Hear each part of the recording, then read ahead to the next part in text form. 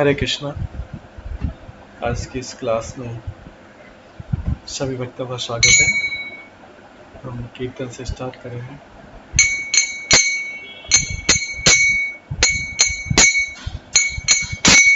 जय राधा माधव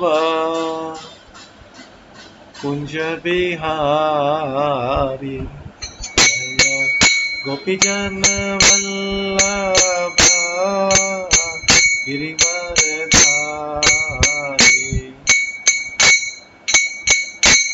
यशोदानंदन ब्रज जन रंजन,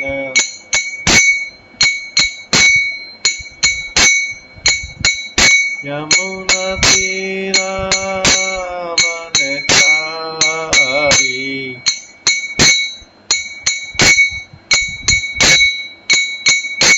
जय राधा माधव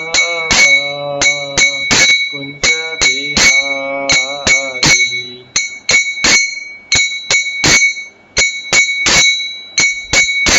हरे कृष्णा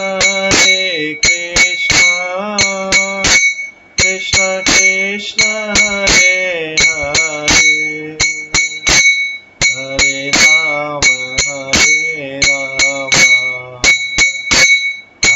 राम हरे हरे।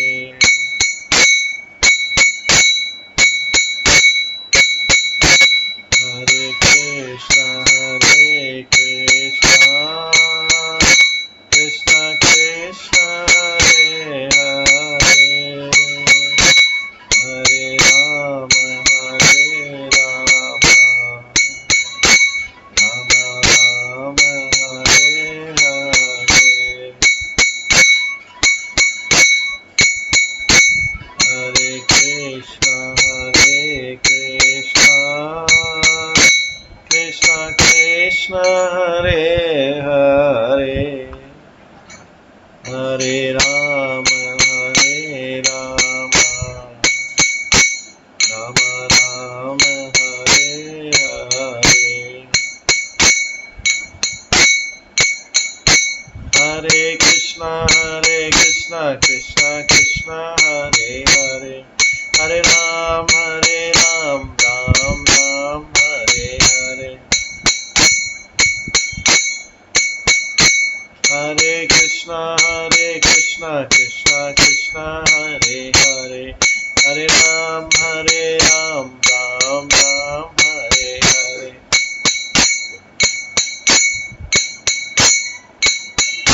जय राधा गोविंद राधे,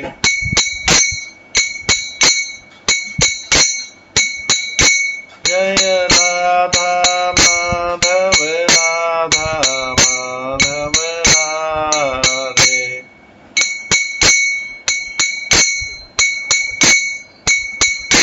जय गौरनिताय गौरनिताय जय गौरनिताय, जय जय प्रभुपाद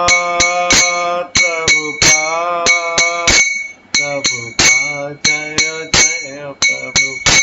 निताय गौर हरि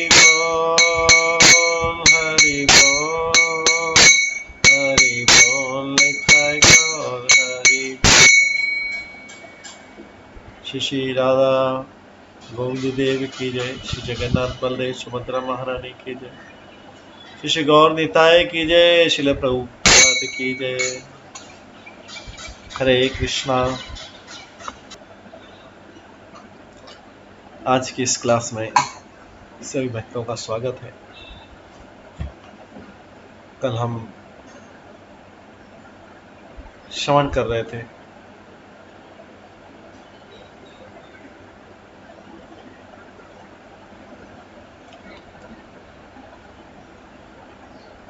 शिव तत्व के बारे में।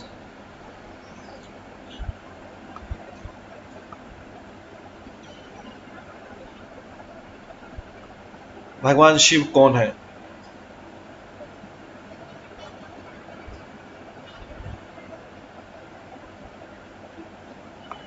तो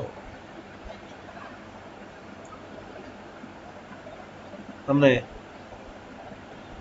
पिछले दोनों ने श्रवण किया कि भगवान शिव भगवान कृष्ण या विष्णु से स्वतंत्र नहीं है, उन्हीं के अधीन है। और भगवान शिव जो भी लीलाएं करते हैं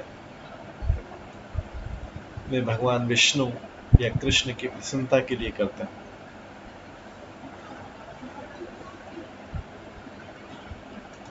उसमें हमने पिछले दोनों में श्रवण किया कि किस प्रकार से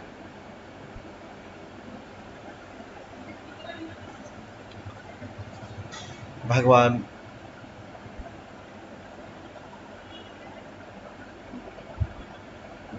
शिव के द्वारा जो वरदान दिए जाते हैं, जैसे रावण को मिला, शाल्व को मिला, मैदानों को मिला, वृक्कासुर को मिला,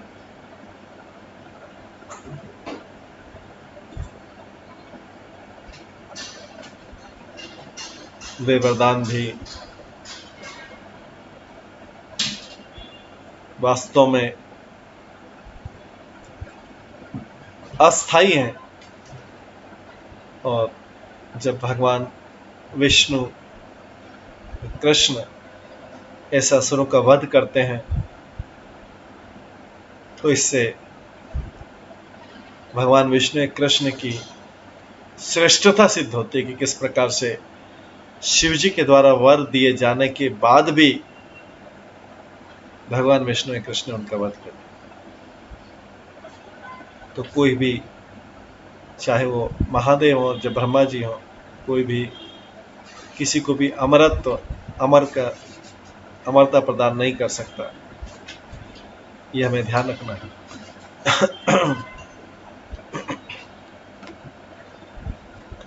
आज हम देखेंगे किस प्रकार से शिवजी ने कामदेव पर विजय पाई। त्रेता युग की बात है, जब भगवान श्री राम इस धराधाम पर नर लीला कर रहे थे। श्री राम के वनवास काल में सीता जी का अपहरण गया था और उनके विरह में श्री रामचंद्र जी बिलख बिलख कर रो रहे थे। लक्ष्मण जी उनको सांत्वना दे रहे थे और वो भी रो रहे थे।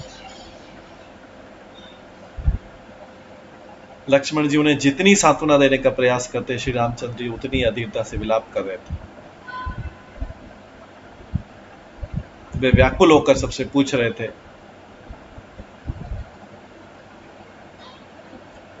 हे पंचवटी, क्या तुमने मेरी प्यारी सीता को देखा?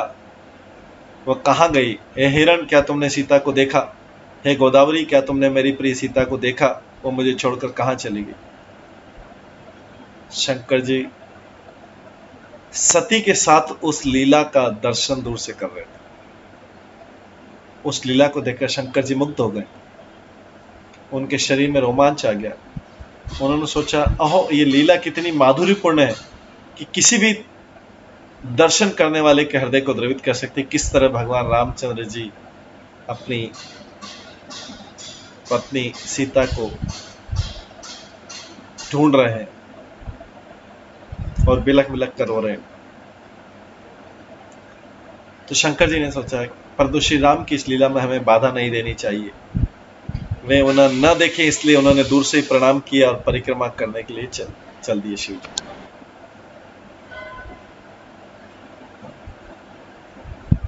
इसलिए उन्होंने दूर से प्रणाम किया, परिक्रमा चलने। तब सती जी ने पूछा, नाथ, आप किसे प्रणाम कर? तो शंकर जी ने मुस्कुरा कर दिया, मुस्कुरा दिए। वे उनके मन की बात को जान गए। सती जी ने पुनः पूछा, आप बताएं क्यों नहीं, किसे प्रणाम कर रहे हैं? शंकर जी बोलते हैं, मैंने अपने आराध्य देव संतरयामी विश्व ब्रह्मांड की सृष्टि करने वाले भगवान श्री रामचंद्र को प्रणाम किया। सती जी को उनकी बात पर विश्वास नहीं हुआ। बोले, क्या ये वही है जो अपनी स्त्री के लिए बिलख बिलख कर हो रहा है? ये ऐसे कामी पुरुष हैं, इनको ये पता नहीं कि इनकी पत्नी कहाँ है। मैं तो जानती कि वो लंका में है। सती जी बोली, मैं तो जानती हूँ लंका में इन कामी पुरुष। रामचंद्र की तरफ देख के बोलते, इनको पता नहीं। अगर ये परब्रह्म है तो क्या अपनी पत्नी सीता की रक्षा नहीं कर सकते? अगर ये सर्वशक्तिमान है तो रावण इनकी पत्नी को चुरा कर कैसे ले गया?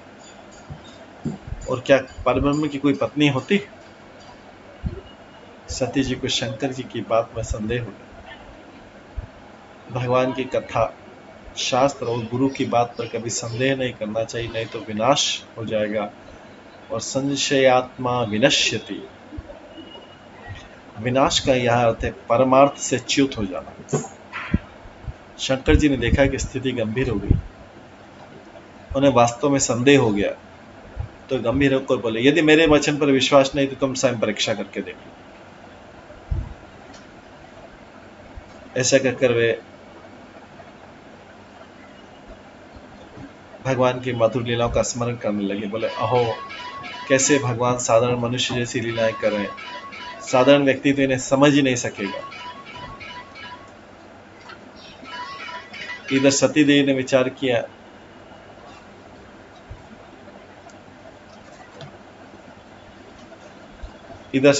विचार किया, मैं क्या परीक्षा लूं?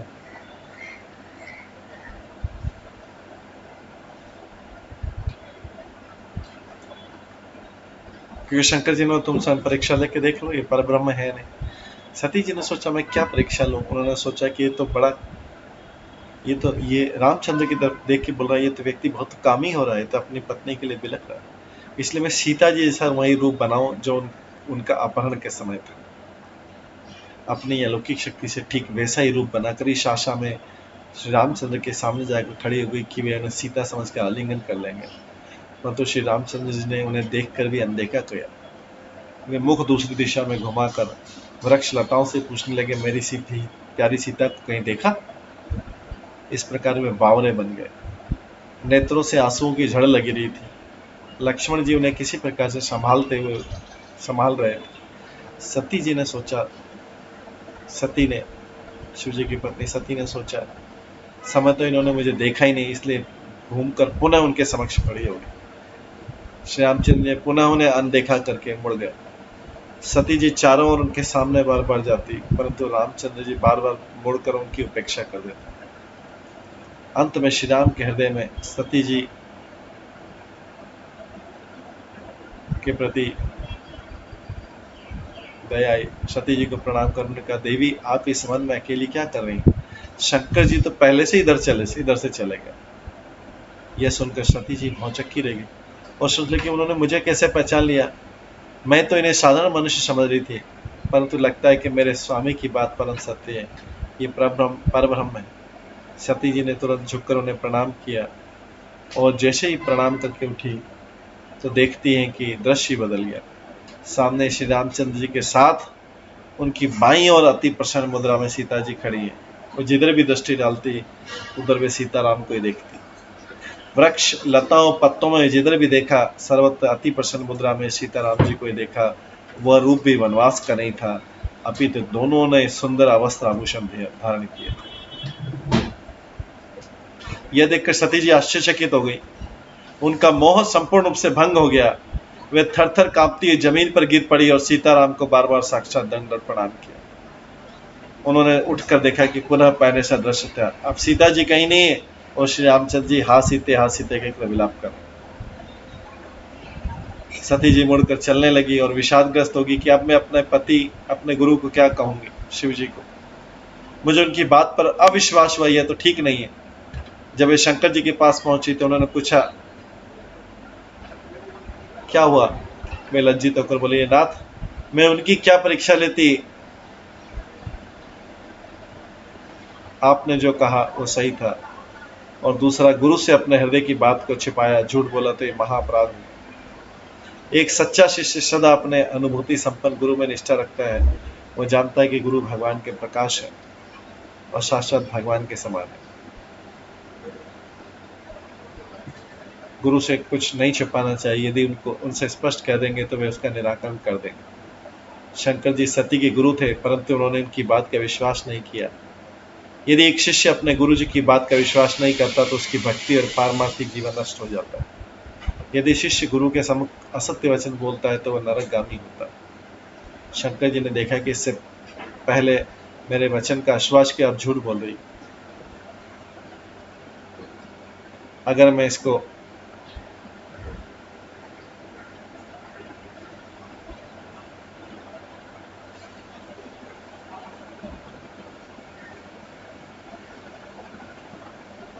और कुछ कहूंगा तो ये और झूठ बोलेगी। तो उन्होंने देखने के लिए ध्यान लगाया कि सती जी ने क्या परीक्षा ली। तो उन्होंने देखा इसने तो सीता जी का रूप बनाया, सीता जी मेरी आराध्य है। शंकर जी ने मन ही मन संकल्प किया, इस शरीर में इस रूप में सती मेरी आराध्या सीता जी के समान हो गई, मेरी माता के समान हो गई। अब मैं इसे अपनी अर्धांगिनी और शिष्या के रूप में ग्रहण नहीं कर सकता। जब तक मेरा जीवन या इसका जीवन रहेगा तब तक इसके इस शरीर से केवल मेरी आराध्या का संबंध छोड़कर दूसरा कोई भी नाता नहीं रहेगा। इतने में आकाश से फूलों की वर्षा होने लगी और देवताओं ने कहा, आपके समान इसी दृढ़ प्रतिज्ञा करने वाला संसार में कोई दूसरा नहीं है, आप धन्य हैं, धन्य हैं। सती जी डर गई, पूछा आपने क्या प्रतिज्ञा की। शंकर जी मौन हो गए, कुछ नहीं बोले। सती जी के हृदय में भीषण कष्ट हुआ। जब वे वापस अपने कैलाश अपने घर लौटे, कैलाश में अपने घर लौटे तो स्वयं शंकर जी ने सती जी का आसन अपने हाथों से सामने बिछा दिया। वैदिक रीति के अनुसार पत्नी पति के बाईं ओर बैठती है और माता जो गुरुदेव के समान आदरणीय है पुत्र के सामने मुख करके बैठती है।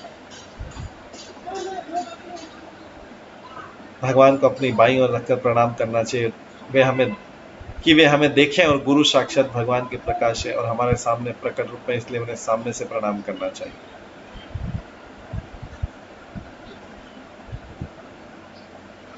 सच्चा शिष्य कभी भी मौन नहीं रहता बल्कि आदरपूर्वक गुरु से ऐसे प्रश्न पूछता है, उनकी सेवा करता है। तो इस कहानी से हमें शिक्षा मिलती है कि इस कथा से हमें शिक्षा मिलती है कि गुरुदेव के आदेश, यहाँ पे शिव जी जो माता सती के गुरु के रोल कर रहे थे, लेकिन माता सती ने उनसे छुपाया था, इसलिए वे उन्होंने अपने आप को सीता का रूप दिया था। तो अब शिव जी उन्हें माता के रूप में मान रहे हैं।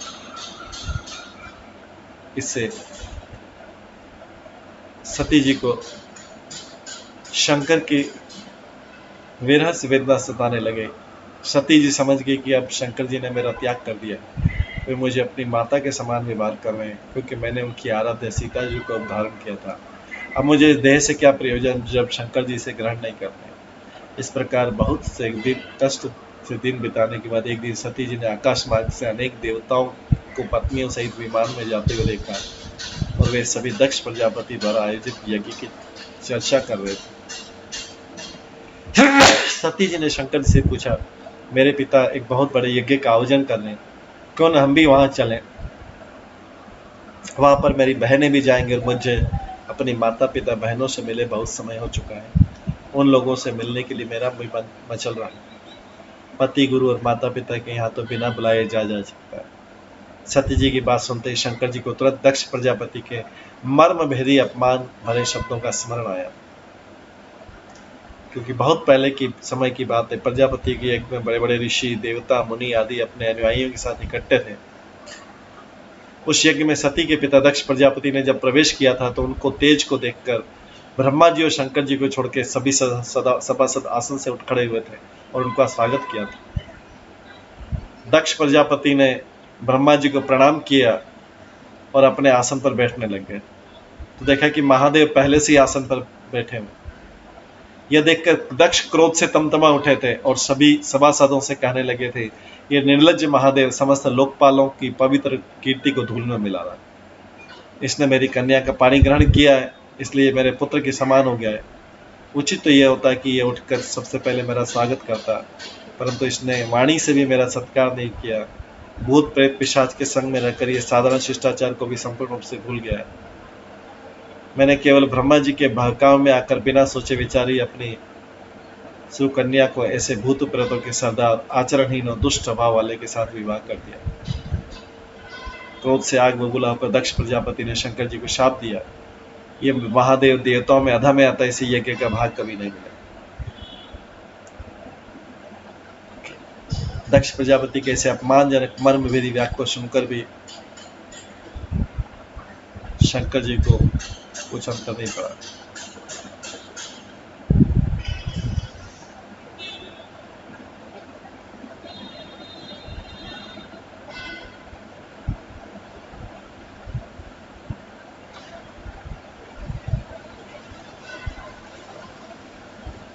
इसके बाद में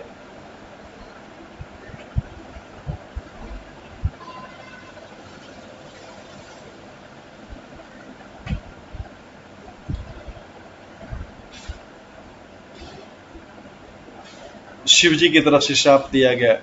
शिव जी ने स्वयं नहीं दिया, लेकिन बाकी लोगों ने दिया। भृगु ऋषि ने श्राप दिया कि जो लोग शिव भक्त और उनके भक्त के अनुयायी है वे सत शास्त्रों के विरुद्ध आचरण करने वाले और पाखंडी होंगे।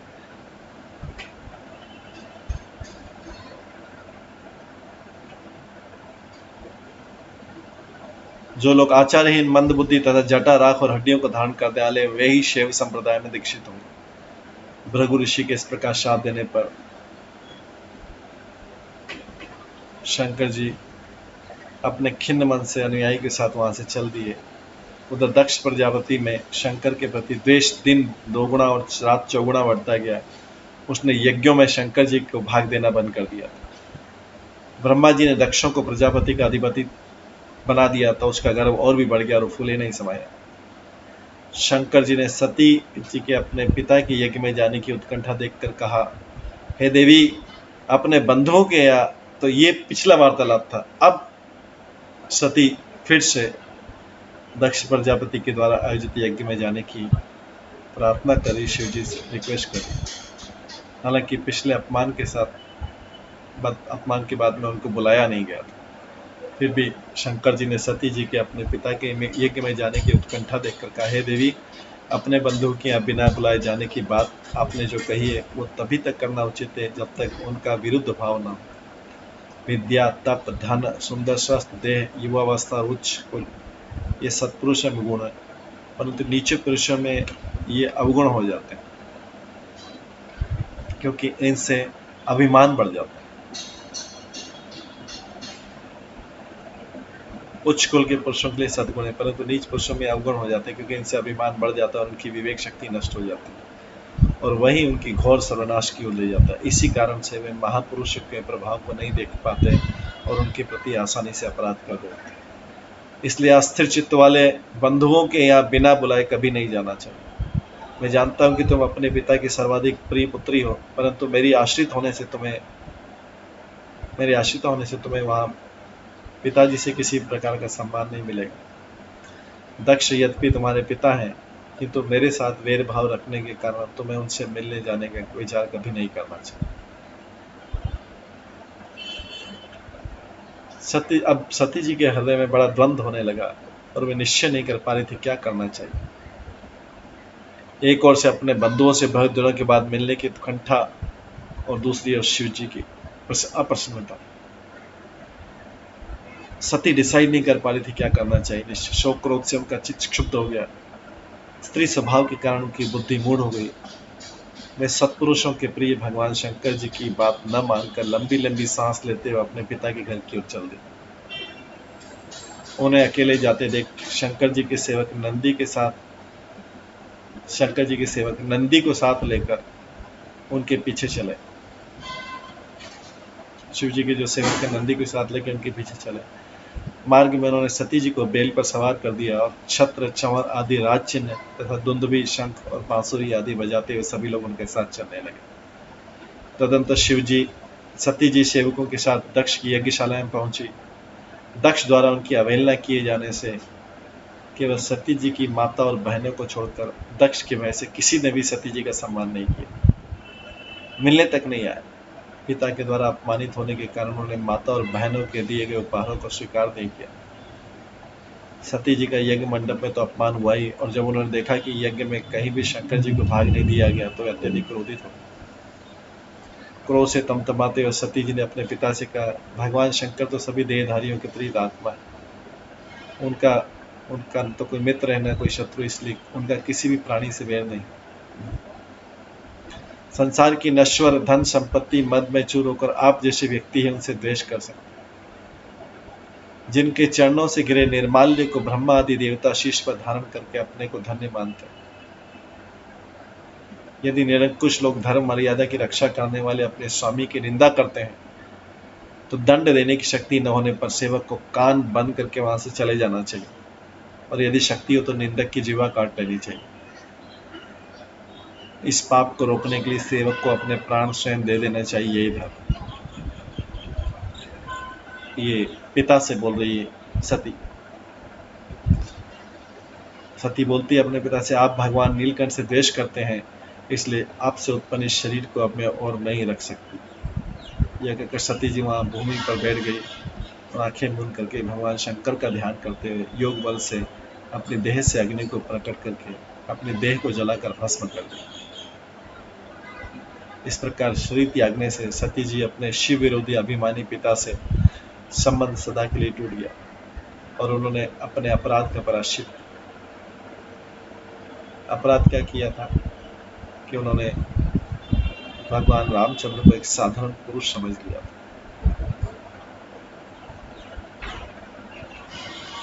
उन्होंने अपने पति से पुनः मिलने के लिए उपाय ढूंढकर हिमालय की पुत्री पार्वती के रूप में जन्म ग्रहण कर दूसरा पवित्र शरीर धारण किया। इस जीवन में उन्होंने शंकर जी को पति के रूप में पाने के लिए कई कठोर वर्षों तक तपस्या की।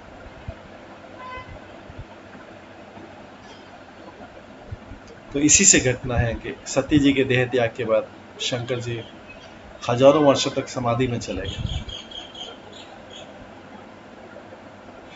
उसी समय एक बहुत बलशाली असुर तारक ने चारों दिशाओं में तहलका मचाते हुए सभी लोगों को जीत लिया था। सभी देवता संपत्ति विहीन होकर तारक से छुटकारा पाने के लिए ब्रह्मा जी के पास गए। उनके कष्टों को देखकर ब्रह्मा जी का हृदय पिघल गया और कहा, इस दैत्य की मृत्यु केवल शिव जी से उत्पन्न पुत्र के द्वारा ही होगी, दूसरा कोई इसे नहीं मार सकता। तो दक्ष पुत्री ने अब हिमालय के घर जन्म लिया था और वह शिव को पुनः पति के रूप में पाने के लिए घोर तपस्या कर रही। तुम लोग जगत कल्याण के लिए कामदेव को शिव जी की समाधि भंग करने के लिए भेजो। जब उनकी समाधि टूटेगी तो हम सबके सब मिलकर उनका पार्वती से विवाह करवा देंगे। अभी जो पार्वती जो पहले सती थी, कामदेव ने मन में विचार किया कि शंकर की समाधि भंग करने से मेरा मरण निश्चित है, कोई भी देवता मुझे नहीं बचा सकते, परंतु मैं क्या करूं? सभी के कल्याण के लिए अपना जीवन को न्यौछावर करके भी मुझे कार्य करना चाहिए। तब कामदेव ने अपने प्रभाव का विस्तार करना प्रारंभ किया। जगत में स्त्री पुरुष संज्ञा वाले जितने भी चराचर प्राणी थे, सारे के सारे अपनी मर्यादा को छोड़कर काम में आसक्त हो गए। सर्वत्र वसंत का सुंदर मनोहर वातावरण हो गया। काम रूपी शीतल मंद सुगंधित पवन बहने लगी। कामदेव अपनी सेना सहित अनेकों प्रकार की कलाएं करके भी हार गया, परंतु तो शंकर जी टस से मस नहीं हुए। कामदेव उनको हिला नहीं सकते। वे जो कि दो समाधि में बैठे रहे, उनकी समाधि में नहीं टूटी।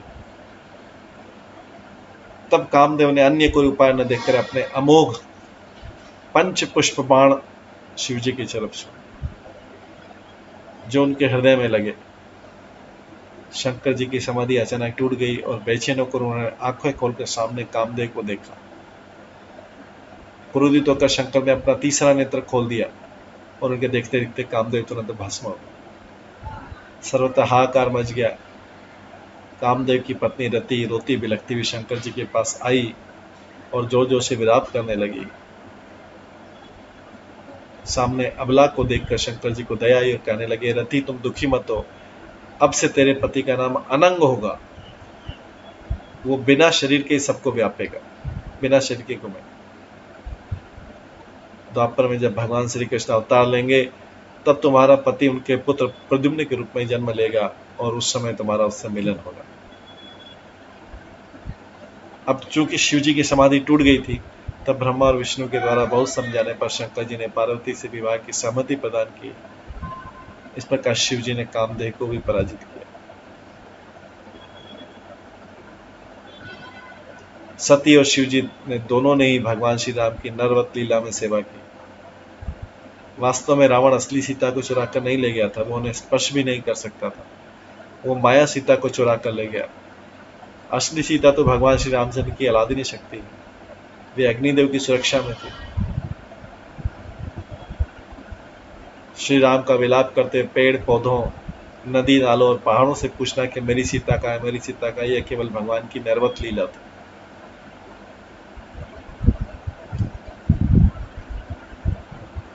भगवान शिव बहुत शक्तिशाली है और उनमें कोई कामुकता भी नहीं। यदि वे नग्न भी हो और उनकी पत्नी पार्वती भी नग्न अवस्था में उनकी गोद में बैठी हो, तो भी उनमें कोई कामुकता विकार नहीं होगा। यदि एक साधारण युवक और युवती इस अवस्था में बैठे तो कामुकता में प्रवेश कर जाएगी और दोनों पतित हो जाएंगे, जबकि शिवजी और पार्वती कहीं भी किसी भी स्थिति में क्यों न उनका पतन कभी नहीं हो सकता।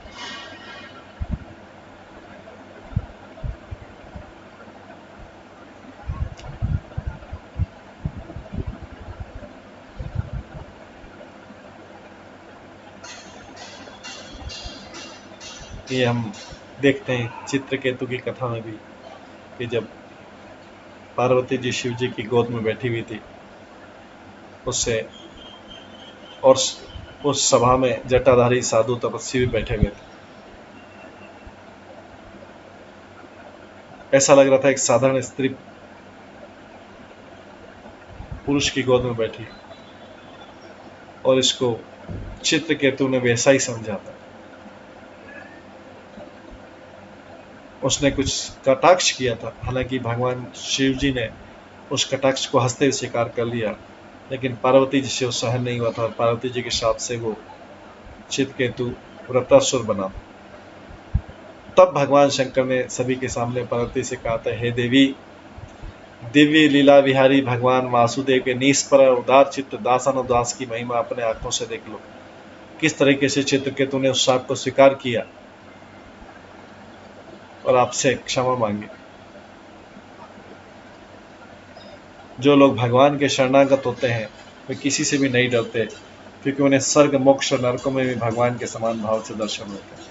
हे प्रिय, ये परम भाग्यवान चित्रकेतु उन्हीं भगवान का प्रिय अनुचर। मैं भी भगवान हरि का प्रिय हूँ, इसलिए तुम्हें भगवान के प्रिय भक्त, शांत, समदर्शी, महात्मा पुरुष के संबंध में किसी प्रकार का आश्चर्य नहीं करना चाहिए। तो शिव जी की महिमा है किस तरीके से पार्वती जी को क्रोध आ गया, लेकिन शिव जी क्रोध नहीं आया चित्रकेतु के ऊपर। ये हम भागवत में प्रसंग पढ़ चुके हैं।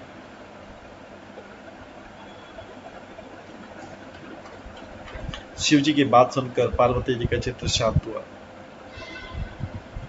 और पार्वती को समझ में आया कि शिव जी बात सही बोल रहे हैं।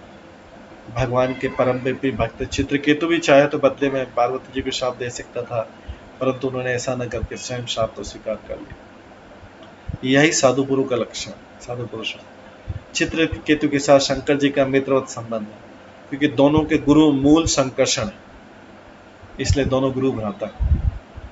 उनका कहने का अभिप्राय ये नहीं था कि भगवान शंकर के हृदय में कामुकता है, चित्रकेतु भी नहीं कहना चाहता था, अपितु प्रवचन करते समय लोक मर्यादा का विचार करना चाहिए, ये चित्रकेतु कहना चाहता था, जिसके कारण पार्वती जी क्रोधित हो गई और उनको चित्रकेतु को श्राप दे दी। शिव जी तो समझ गए थे, इसलिए शिव जी मुस्कुरा रहे थे। हालांकि उन्होंने कमेंट जो किया था वो शिव जी के ऊपर किया। तो साधारण लोग श्रेष्ठ व्यक्ति का आचरण देखकर ही सीखते हैं, वे लोग शिव जी का आचरण देखकर शिव जी को समझ नहीं पाते हैं और उनका अनुकरण करके पतित हो जाए। महाजनों येन गता सपंथा, महाजन जिस पथ पर चलते हैं वही पथ। शिव जी 12 महाजनों में से एक है, अतः हम महाजन का ही अनुसरण कर रहे हैं। ऐसा कहकर साधारण लोग परम वैष्णव शिव जी के चरणों में अपराध कर बैठे। कामुकता जो है भगवान शंकर के पास फटक भी नहीं सकती। भगवान सदाशिव और न ही उनके आंशिक अवतार पार्वती के साथ रहने वाले भगवान शंकर के मन में कभी कामुकता आ सकती। तब ये कैसे संभव है कि भगवान शंकर मोहिनी सुंदरी की ओर आकर्षित हो गए? क्यों? क्योंकि मोहिनी स्वयं भगवान श्री कृष्ण का अवतार है और उनके लिए शंकर जी के हृदय में मोहिनी, इसलिए शंकर जी के हृदय में मोहिनी के प्रति आकर्षण उत्पन्न हुआ था, क्योंकि अंतरंगा शक्ति इतनी शक्तिशाली है, वो किसी को भी मोहित कर सकती है।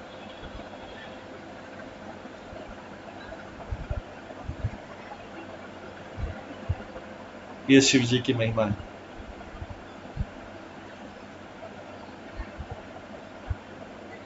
शिव जी की और भी महिमा है।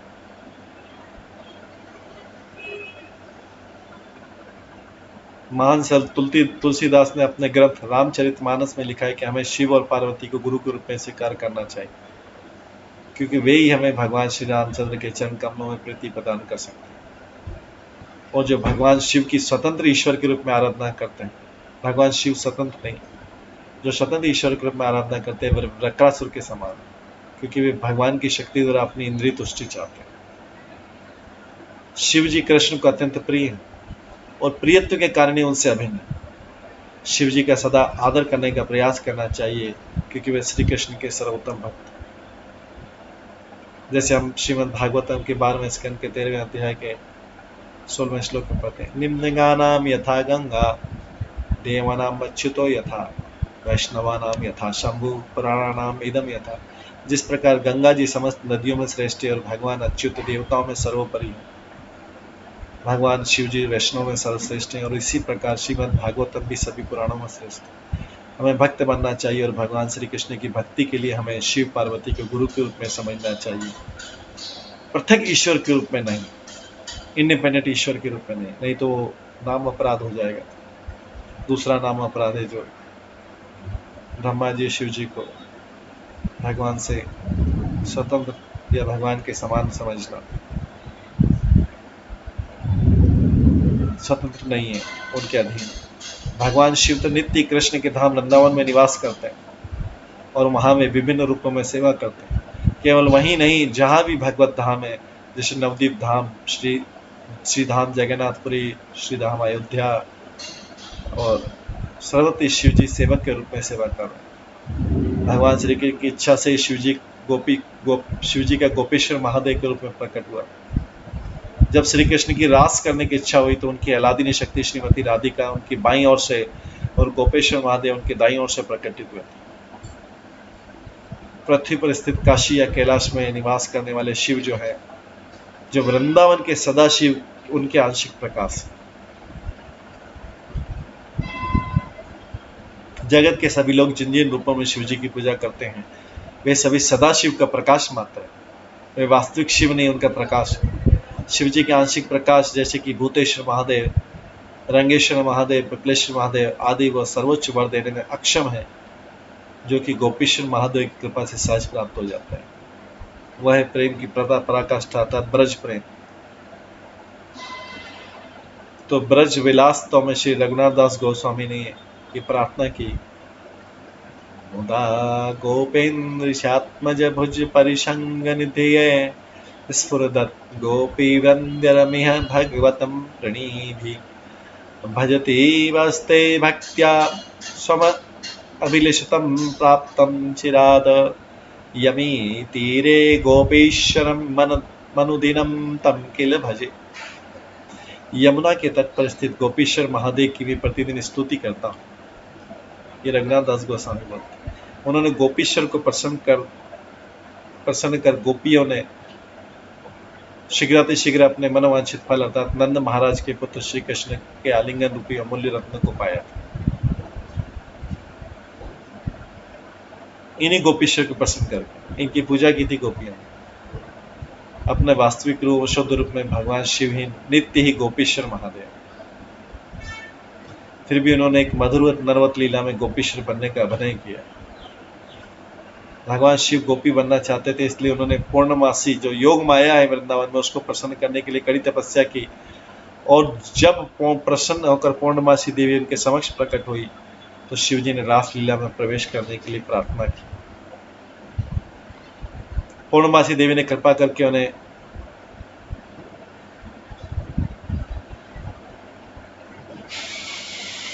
ब्रह्म कुंड में स्नान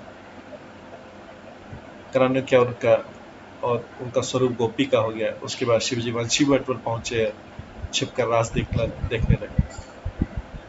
शिव जी श्री कृष्ण गोपियों ने अनुभव किया कि आज रास में वो आनंद नहीं आ रहा है, हो न हो कोई विजातीय गोपी रास मंडल में।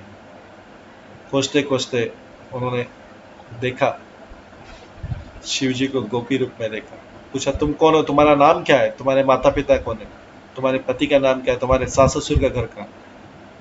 योग माया ने शिव जी को गोपी का शरीर तो दिया, परंतु गोपी का भाव नहीं दिया था।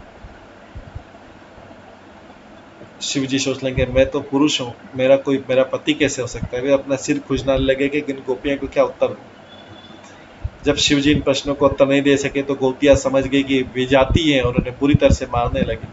इतना मारा कि उनके गाल सूज गए और रोने लगे। रोते रोते बोले, योग माया मुझे बचाओ, मुझे बचाओ। मैं फिर कभी वृंदावन नहीं आऊंगा, और आऊंगा तो पुनः कभी रासलीला में सम्मिलित होने का दुस्साहस नहीं करूंगा। पूर्णमासी देवी वहां आई और गोपियों से शिवजी पर कृपा करने का निवेदन किया। और बोलिए कि मेरी कृपा पात्र ये, इसे मारो मत। गोपी ने मारना बंद करके उन्हें गोपी रूप में स्वीकार कर लिया शिवजी को। और श्री कृष्ण ने उन्हें गोपीश्वर नाम दिया था। गोपियां जिनकी ईश्वर है वो गोपीश्वर। श्री कृष्ण ने कृपा करके उन्हें रासलीला का द्वारपाल बना दिया और कहा, गोपीश्वर की अनुमति के बिना कोई भी आज से रासलीला में प्रवेश नहीं पा सकता। ये भगवान शिव जी की लीला।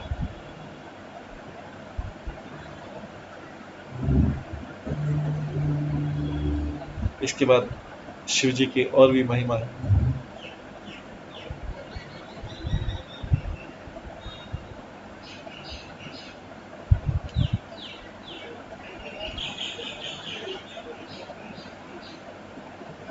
ये और भी सनातन गोस्वामी से उनकी मित्रता और भी कच्चे। हम शिव तत्व को समझने का प्रयास करें, शिव जी का कैसा पूरा व्यवहार है। तो शिव जी जो है इस संसार में जो भी शिव, काशी में शिव निवास करते हैं या कैलाश में, वो सदाशिव के आंशिक अंश है। सदाशिव भगवान का ही अवतार है। मूल रूप में शिव जी गोपेश्वर महादेव। तो आज इस लीला कथा को हम यहीं पे विराम देते हैं।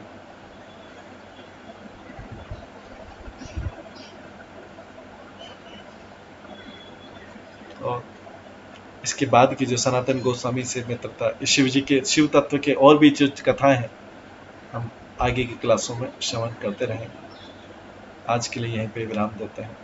सभी भक्तों का बहुत बहुत धन्यवाद। सभी भक्तों के लिए एक बार हरे कृष्ण महामंत्र का जप करते हैं। हरे कृष्णा कृष्णा कृष्णा हरे हरे, हरे राम राम राम हरे हरे।